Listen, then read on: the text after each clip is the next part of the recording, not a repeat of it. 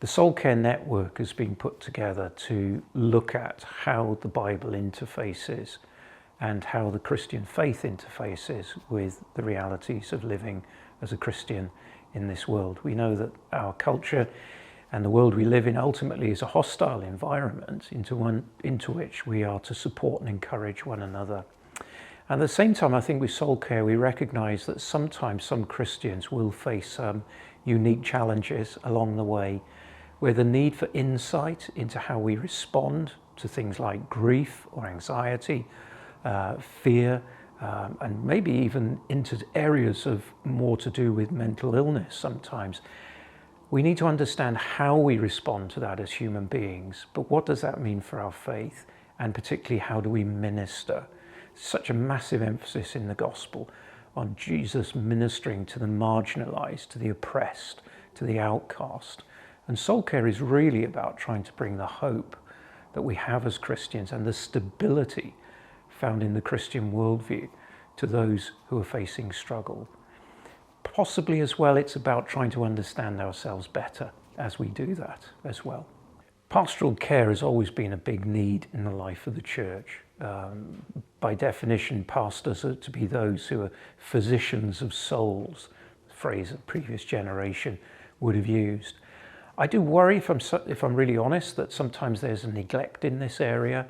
We may have been very good at defining what is the gospel, what is the church, the authority of Scripture. We've been excellent probably in the area of looking at how we reach our communities missionally and how we disciple people in the faith. But sometimes I fear there's been a bit of a neglect of how we respond to broken down Christians, those for whom life has become too much, or have found themselves drawn into destructive areas of sinful behavior. How do we love one another, support one another, and care for one another? Now, the pandemic's been interesting because in some ways it's highlighted fractures and weaknesses in some people. So when people are cut off from the normal, it's raised questions like, well, what were the priorities in your life? Because you couldn't go for a coffee anymore, or go and see your friends, or go and see a film or something like that. Does your negative response to that really indicate that maybe there's a loss of priority in your life? So the pandemic has exposed perhaps areas that need pastoral intervention, supportive care, the care of a critical friend, not merely to point out the deficiencies in someone, but to walk towards healing. For others, the pandemic has been quite a positive thing. It's interesting, there's a lot of talk today about trauma, so people will talk about the negative impact of childhood trauma, adverse childhood experiences, PTSD, really well known. But what isn't so well known, but is increasingly more being researched now, is post-traumatic growth. And for some people, a negative impact of the pandemic, I think, has actually been good for them. It's stripped away a lot of the things which they realized were not necessary, refocused priorities, and also has perhaps in some cases given a renewed heart for those who are in need. So pastoral care, soul care, I think it just looks to interface with this all the time. But personally, I think it's an area that is underdeveloped, and I'm really excited about the Soul Care Network because I think it is genuinely making an important contribution in this area in Wales today. How do churches develop their pastoral response? I think it has to be led. I think it has to be modelled. I think we have to, in dealing with Scripture, particularly biblical narrative, we have to climb into the narrative. It's fascinating that there are times when we're not just given a truth in Scripture, but the truth is encased in a story.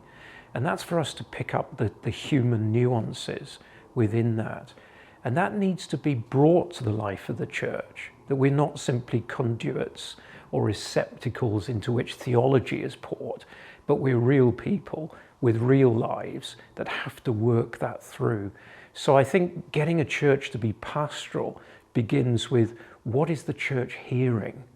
So again, the big area of application in preaching, that needs to be probably developed a lot more, that people see that this has real implications for my marriage, for my children, for my work, for the way I handle money or time, or the way in which I just process what's going on in the world, the way in which I look at my past and all the baggage which I've brought forwards into the present for that. So it starts at the beginning.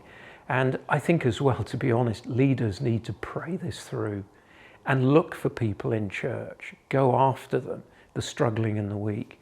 One of the worst things I heard during the pandemic was, as church people were returning to in-person worship, inevitably there was the observation that for some people it was too much. They were stuck online. They weren't coming back. The worst things I heard was, well, you just got to leave them. You've just got to crack on with the people who are there. But, you know, Jesus came for the lost and the broken, the sheep who are helpless and harassed without a shepherd. And so we need to get that message into the warp and the woof of the church, that the awkward people, so-called, or the time-consuming people, the difficult people, the people who are not straightforward, sometimes angular, why are they like that? And how do we minister to them? The people who come to the Soul Care Network are a mixture, really, of those who are looking for support, looking for care, and maybe feeling a little neglected, and then those who have a real heart to seek to care for those who are obviously struggling. And I think one of the great things about soul care is we have so much that we can learn from one another and support one another in that. It's slowly moving forward, as these things often do. We're always looking to see where the needs are and where the opportunities are. But basically what I think we're trying to do in the Soul Care Network here is to pull in people who can speak to us and to speak into our situations in a humble way that brings maybe insight, but also opportunity to explore things. So it is true that outside of the fixed occasions when we do things with soul care, we do get people contacting us with needs, and that's been a real thrill, and to point them back to their churches and try to encourage care where they are.